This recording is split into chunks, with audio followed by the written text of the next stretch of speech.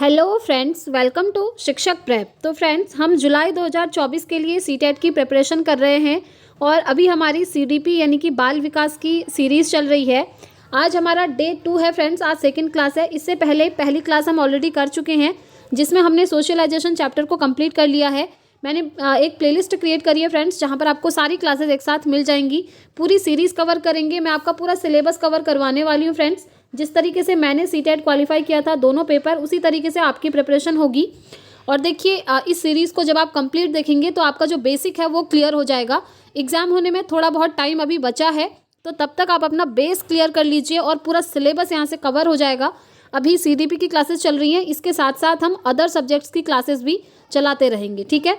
तो चलिए स्टार्ट करते हैं। आज हमारा सीडीपी का सेकेंड चैप्टर और इसके अंदर हम पढ़ने वाले हैं ग्रोथ एंड डेवलपमेंट, यानी कि वृद्धि और विकास, ठीक है। तो चलिए समझ लेते हैं इन दोनों कॉन्सेप्ट को।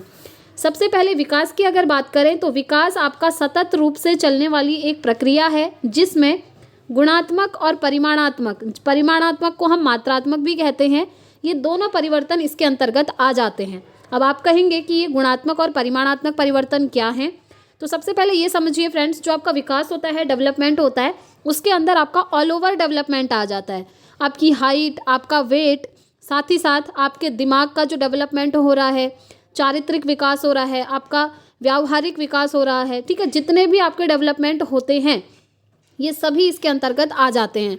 तो चलिए एक बार हम ये समझ लेते हैं कि गुणात्मक और परिमाणात्मक परिवर्तन होते क्या हैं। तो देखिए, सबसे पहले जो गुणात्मक होते हैं उन्हें हम इंग्लिश में बोलते हैं क्वालिटेटिव, ठीक है।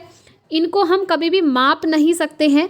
इसके अंतर्गत हमारा शारीरिक विकास, मानसिक विकास एंड सामाजिक विकास, नैतिक विकास, संवेगात्मक, भाषाई परिवर्तन, ये सभी इसमें सम्मिलित होते हैं।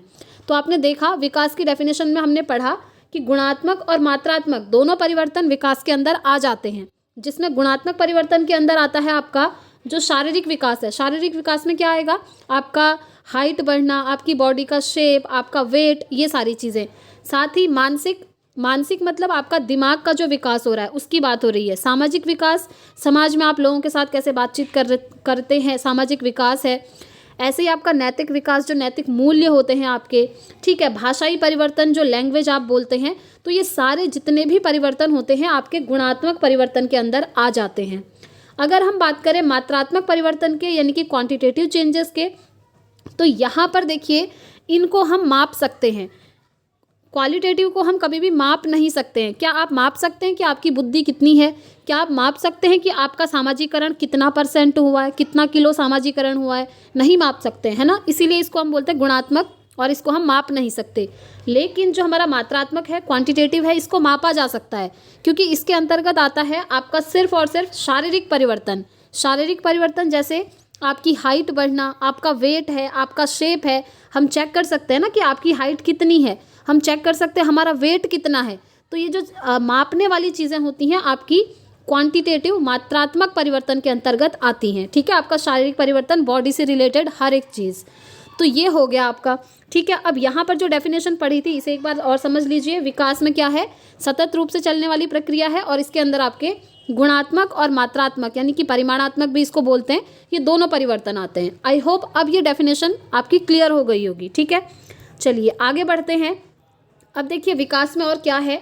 विकास के अंतर्गत सिस्टमैटिक चेंजेस आते हैं, ठीक है। इसमें क्या होता है? एक सिस्टमैटिक चेंज आएगा। जैसे जब बच्चा छोटा होता है, वो जन्म लेता है, पहले वो धीरे धीरे बैठना सीखता है, ठीक है। उसके बाद धीरे धीरे वो चलना भी सीखता है। पहले वो घुटनों के बल चलना सीखता है, फिर धीरे धीरे वो खड़ा होना सीखता है। तो यही होता है एक सिस्टमैटिक चेंज। पहले बच्चे ने जन्म लिया, धीरे धीरे घुटनों के बल चलना सीखा, फिर थोड़ा सा बड़ा होता गया तो वो खड़े होकर चलना सीख जाता है। It is called systematic changes, ठीक है। और ये विकास के अंतर्गत आता है। नेक्स्ट है आपका development changes are progressive, orderly and sequential, और इसको हम एक न्यूमोनिक से याद कर लेते हैं, POS। अब देखिए फ्रेंड्स, कुछ चीज़ें मैंने इंग्लिश में इसलिए लिखी हैं क्योंकि इंग्लिश आप जानते हैं, हिंदी में ये वर्ड्स जो होते हैं ना अलग अलग तरीके के हो जाते हैं, लेकिन आप इंग्लिश में इन वर्ड्स को याद रखेंगे तो बस एक ही रहेगा ये, और हिंदी में कई सारे नाम होते हैं इनके, ठीक है। तो आपका जो डेवलपमेंट होता है, विकास होता है, उसके अंदर एक तो प्रोग्रेसिव चेंजेस आता है, एक ऑर्डरली मैनर में होता है। ऐसा नहीं है कि कोई बच्चा जब जन्म ले रहा है, एक बच्चा है जो घुटनों के बल चलना सीख रहा है पहले, फिर धीरे धीरे खड़ा हो रहा है, और दूसरा बच्चा है जो कि सीधे खड़ा होना सीख गया, ऐसा पॉसिबल नहीं है ना। इसीलिए हम बोलते हैं ऑर्डरली, एक ऑर्डरली चलता है, ऑर्डर में धीरे धीरे सारी चीज़ें होंगी, ठीक है। ऐसे ही सीक्वेंस में चलता है, सीक्वेंशियल, ये भी वही हो गया, ठीक है। एक सीक्वेंस में चलेगा, पहले घुटनों के बल चलना सीखेगा, फिर धीरे धीरे खड़ा होना सीखेगा, धीरे धीरे बोलना सीखेगा, पहले छोटे छोटे वर्ड्स निकालना स्टार्ट करता है ना, पहले माँ पा इस तरह की वर्ड बोलता है, उसके बाद वो धीरे धीरे सीखता है सही से लैंग्वेज बोलना। तो ये एक सीक्वेंस में होती है ये पूरी प्रोसेस, और यही होता है आपका डेवलपमेंट। चलिए आगे बढ़ते हैं। फिर एक इंपॉर्टेंट चीज़ जो कि सीटेट में बहुत बार पूछा है, जो आपका विकास है वो गर्भ से कब्र तक चलता है। मैंने आपको स्टार्टिंग में जो डेफिनेशन दिखाई थी उसमें लिखा था निरंतर चलने वाली प्रक्रिया है, वो कभी भी रुकेगी नहीं, ठीक है।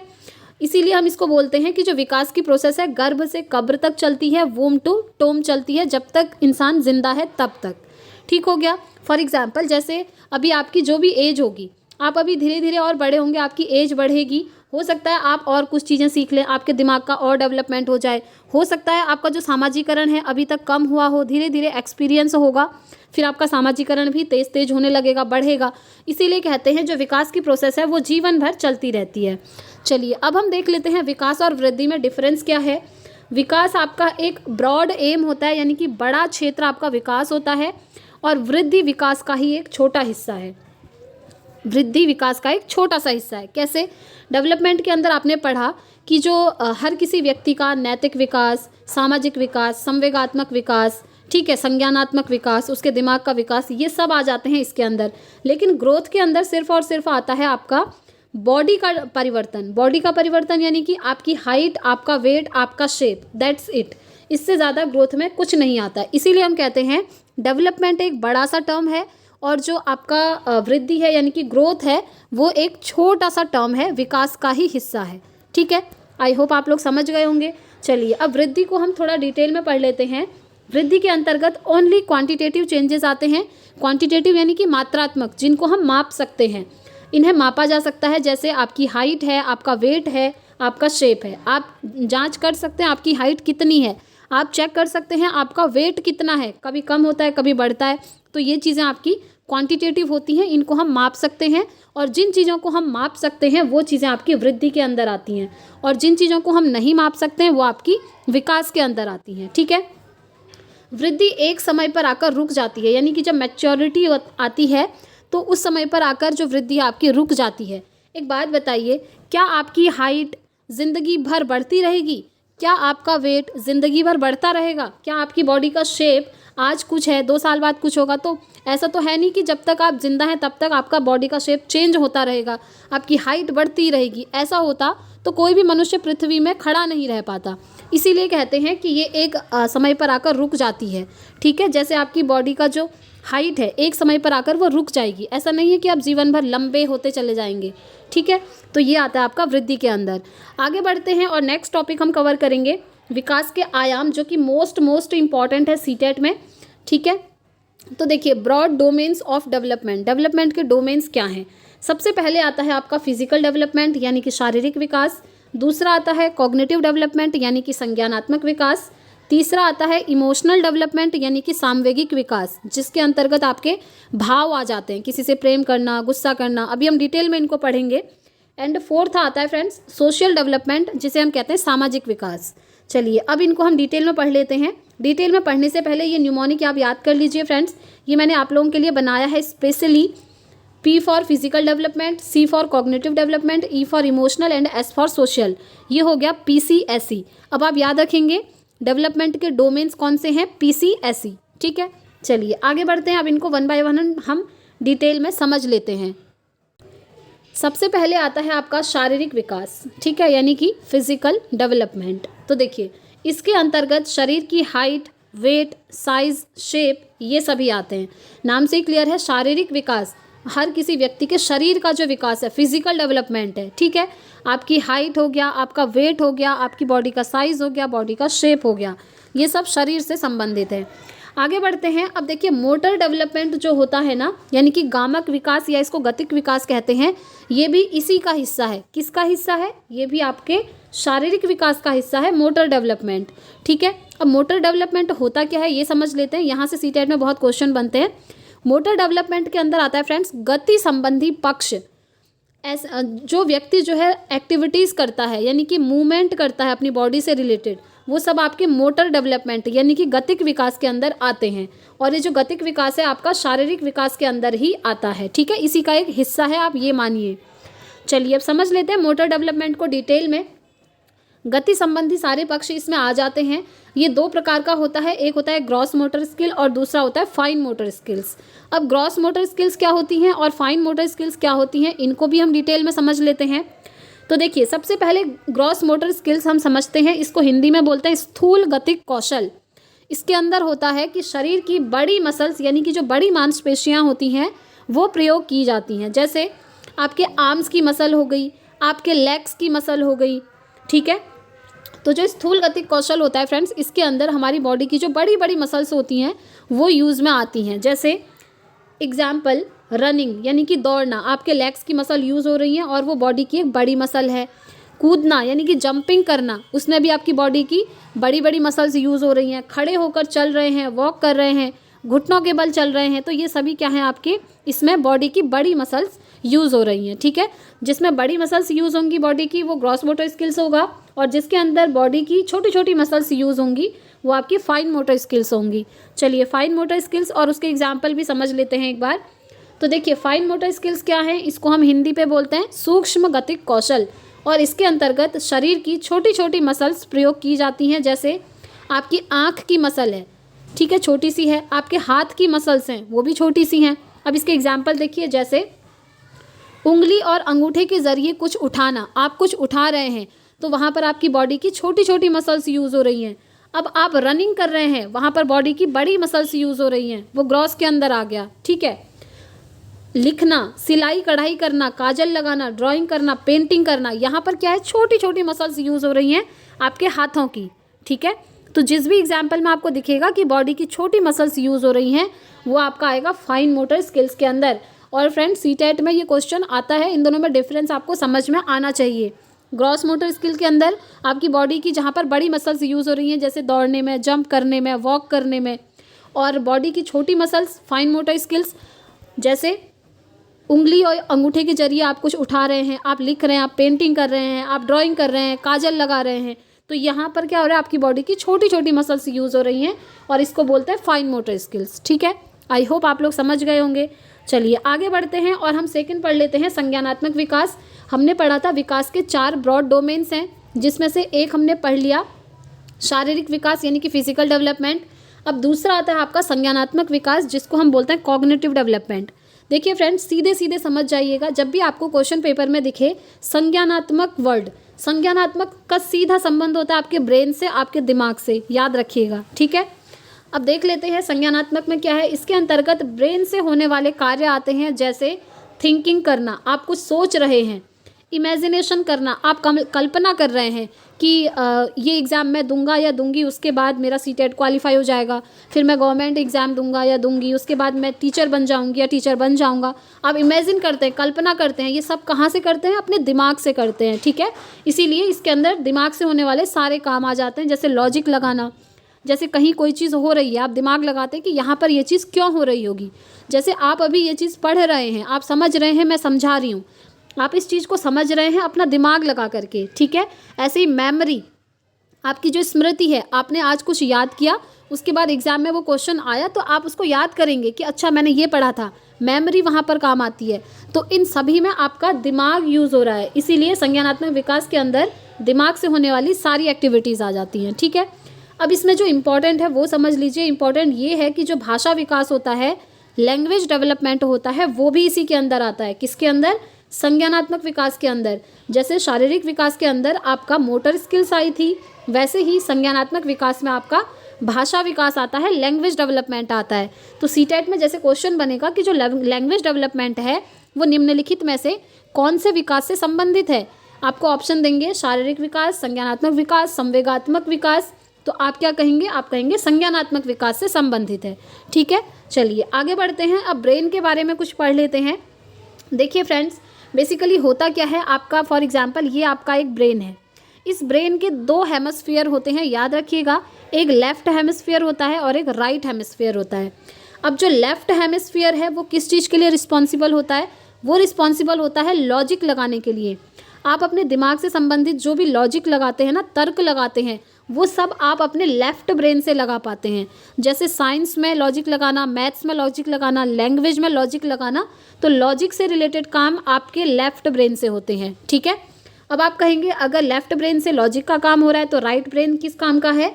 तो राइट ब्रेन में क्या होता है, ये क्रिएटिविटी के लिए रिस्पॉन्सिबल है। आप देखते हैं कोई बच्चा बहुत ज़्यादा क्रिएटिव होता है, सृजनात्मक होता है, नई नई ड्राइंग बनाता है, म्यूज़िक या डांस, ये सब क्रिएटिविटी के अंदर आते हैं। ठीक है, और ये क्रिएटिविटी आपके राइट ब्रेन से संबंधित होती है। याद रखिएगा, लॉजिक आपके लेफ्ट ब्रेन से, ऐसे ही याद हो जाएगा आपको, logic L for left brain logic, and right brain आपकी क्रिएटिविटी के लिए रिस्पॉन्सिबल है। ठीक है, ये डिफरेंस भी बहुत इंपॉर्टेंट है। चलिए आगे बढ़ते हैं। अब हमारा थर्ड आता है, तीसरा ब्रॉड डोमेन डेवलपमेंट का, वो है सामाजिक विकास, जिसे हम इंग्लिश में बोलते हैं social development. Socialisation is a life long process starting from infancy to death, यानी कि जो सामाजिकरण की प्रोसेस है वो लाइफ लॉन्ग है, जीवन भर चलती रहती है। जब आपने जन्म लिया, यानी कि इन्फेंसी, जब आपने जन्म लिया, शैशवावस्था से लेकर डेथ तक, जब तक आप जिंदा हैं तब तक आपका सामाजिकरण होता रहता है। जैसे जब बच्चा परिवार में जन्म लेता है, उसका सामाजिकरण शुरू हो जाता है अपने परिवार से ही। परिवार से वो चीज़ें सीखता है, उनसे बोलना सीखता है, अनुकरण करके, इमिटेशन करके, नकल करके बोलना सीखता है। उसके बाद धीरे धीरे वो स्कूल जाता है, कॉलेज जाता है, समाज में जाता है। तो इस तरीके से सामाजिकरण जीवन भर चलता रहता है। जैसे अभी आप कहीं नहीं गए हैं, आपका एक ट्रिप बन गया अपने दोस्तों के साथ वहाँ पर गए, कुछ ना कुछ वहाँ से ज़रूर सीख करके आएंगे आप। तो जो सामाजिकरण है वो कभी भी, कहीं भी, किसी भी तरीके से हो सकता है, ये चीज़ ध्यान रखिएगा। ठीक है, नेक्स्ट है समाज के अंतर्गत निहित नियमों का अनुपालन करना। देखिए, समाज में कुछ नियम, रूल्स भी बने होते हैं कि समाज में कब किस व्यक्ति से किस तरह की बातें करनी चाहिए। फॉर एग्जाम्पल, आपका एक कोई फ्रेंड है, आप जिस तरीके से अपने फ्रेंड से बातचीत करते हैं वैसे आप किसी अननोन पर्सन से नहीं कर सकते। राइट, आई थिंक मैं सही बोल रही हूँ, है ना? तो यही होता है कि समाज में कुछ नियम बने होते हैं, उनका आपको पालन करना होता है। ठीक है, चलिए आगे बढ़ते हैं। नैतिक विकास, जो नैतिक विकास है आपका, मोरल डेवलपमेंट है, वो भी इसी से संबंधित है। मोरल डेवलपमेंट किससे संबंधित है? आपका सामाजिक विकास से संबंधित है, याद रखिएगा। और मोरल डेवलपमेंट के अंदर आ जाते हैं आपके मोरल्स, आपके जो कल्चर है, आपके संस्कार हैं, ये सारी चीज़ें इसमें आ जाती हैं। ठीक है, तो मोरल डेवलपमेंट भी आपका बहुत ज़्यादा ज़रूरी है, क्योंकि कब किससे कैसे बातें करनी है, किसको कितनी रिस्पेक्ट देनी है ना, बड़ों के पैर छूने, ये सब हम सीखते हैं। तो ये सभी क्या होता है, मोरल डेवलपमेंट के अंदर आता है। ठीक हो गया। चलिए अब हम फोर्थ पॉइंट पे पहुंच गए हैं, यानी कि चौथा डोमेन जो है विकास का, वो है आपका सामवेगिक विकास, यानी कि इमोशनल डेवलपमेंट। मैंने आपको न्यूमोनिक याद करवाया था, PCSE, जिसमें से हमने फिजिकल डेवलपमेंट पढ़ लिया, कॉग्निटिव पढ़ लिया, सोशल डेवलपमेंट पढ़ लिया। अब हमारा लास्ट आता है इमोशनल डेवलपमेंट। तो देखिए फ्रेंड्स, इमोशनल डेवलपमेंट मतलब होता है आपके जो इमोशन है, आपके भाव हैं। ठीक है, सामवेगिक विकास हमारे संवेगों को जानने और उनको मैनेज करने के बारे में होता है। अब आपके संवेग क्या होते हैं? संवेग होते हैं जैसे फियर, हम किसी से डरते हैं, वो हमारा मन का एक हमारा भाव है, संवेग है। लव, किसी से हम बहुत ज़्यादा प्रेम करते हैं, वो भी एक संवेग है। ठीक है, हमें बहुत जल्दी गुस्सा आ जाता है, एंगर, ये भी आपका एक संवेग है। तो संवेग होते हैं आपके मन में जो चीज़ें पैदा होती हैं। ठीक हो गया, तो ये आपका सामवेगिक विकास के अंदर आता है। अब जो देखिए यहाँ पर इंपॉर्टेंट ये क्वेश्चन सीटेट में बनता है कि जो संवेग, इमोशन है, और संज्ञान, कॉग्निशन है, ये एक दूसरे को प्रभावित करते हैं। क्वेश्चन सीटेट में बेसिकली बहुत बार ऑनलाइन वाली शिफ्ट में तो काफ़ी बार बना था, अलग अलग शिफ्ट में, कि निम्नलिखित में से कौन सा कथन सत्य है। आपको दे देंगे कि संवेग और संज्ञान एक दूसरे को प्रभावित नहीं करते हैं, संवेग और संज्ञान एक दूसरे को प्रभावित करते हैं। तो आप कहेंगे ये दोनों एक दूसरे को प्रभावित करते हैं। ठीक है, फॉर एग्जाम्पल, जैसे आपका मन नहीं है पढ़ने को, आपके अंदर पढ़ने का संवेग अभी पैदा नहीं हो रहा है, तो भले ही आप कितना ही दिमाग लगा लो, कितना ही संज्ञान लगा लो, आप वो चीज़ याद नहीं कर पाएंगे। जहाँ भी आपका दिल, यानी कि संवेग हो गया दिल, और दिमाग यानी कि संज्ञान, जब दिल और दिमाग मिल करके कोई काम करेंगे तभी आप उस काम में सक्सेस हो पाएंगे। ठीक है, आई थिंक आप ये बात समझ रहे होंगे फ्रेंड्स। चलिए आगे बढ़ते हैं। अब देखिए, emotion and cognition are bidirectionally interrelated. आपको ये तो पता है कि ये एक दूसरे को प्रभावित करते हैं, एक दूसरे से इंटर रिलेटेड हैं, कनेक्टेड हैं, बट किस तरीके से कनेक्टेड हैं? बाई डायरेक्शनली कनेक्टेड हैं। याद रखिएगा, आपको एग्जाम में यूनिडायरेक्शनली करके भी एक बार दिया था ऑप्शन, तो आप याद रखिएगा ये दोनों यूनिडायरेक्शनली नहीं बल्कि बाई डायरेक्शनली एक दूसरे से कनेक्टेड हैं। ठीक है, ये वर्ड जरूर याद करना है फ्रेंड्स। चलिए आगे बढ़ते हैं। अब देखिए यहाँ पर अकॉर्डिंग टू रेथस, रेथस क्या कहते हैं वो भी पढ़ लीजिए। रेथस कहते हैं कि इमोशंस, कलर और लाइफ्स, ये कहते हैं कि जो इमोशन है, हमारे संवेग हैं, वो हमारी ज़िंदगी में कलर भर देते हैं, रंग भर देते हैं। सही बात है, हम किसी से बहुत ज़्यादा प्रेम करते हैं तो हम उसके साथ बहुत ज़्यादा खुश रहते हैं, आप जानते ही होंगे। जब हमारा संवेग और संज्ञान एक साथ एक जगह पर काम कर रहा होता है तो हम वहाँ पर बहुत ज़्यादा खुश होते हैं। तो जो हमारे इमोशन होते हैं ना, वो हमारी ज़िंदगी में रंग भर देते हैं। ठीक है, जैसे कोई व्यक्ति आपके लिए कुछ अच्छा काम कर रहा है, आप अंदर से बहुत ज़्यादा खुश होते हैं, तो उससे क्या है, आपकी लाइफ में रंग भर रहे हैं वो। तो इसीलिए रेथस का कहना है कि इमोशंस, कलर और लाइफ्स, ये याद रखिएगा रेथस के अकॉर्डिंग। तो फ्रेंड्स आज की क्लास यहाँ पर कंप्लीट होती है। हमने डेवलपमेंट एंड जो ग्रोथ है उसको पढ़ लिया है। आई होप आपको क्लास पसंद आई होगी। क्लास पसंद आई है तो प्लीज़ वीडियो को लाइक और चैनल को सब्सक्राइब ज़रूर करें और अपने फ्रेंड्स में भी वीडियो को शेयर करें, क्योंकि ये सीरीज़ हमारी कंटिन्यू रहेगी। मैं आपका पूरा सिलेबस यहाँ पर कवर करवाने वाली हूँ। तो इस वीडियो में इतना ही रखते हैं फ्रेंड्स, मिलेंगे नेक्स्ट वीडियो में नेक्स्ट क्लास के साथ। और जैसे आज 6 बजे इवनिंग में आपको क्लास मिली है, कल से इसी टाइम पर डेली आपको क्लास मिल जाएगी। ठीक है, तो मिलते हैं फ्रेंड्स नेक्स्ट वीडियो में। Thanks for watching.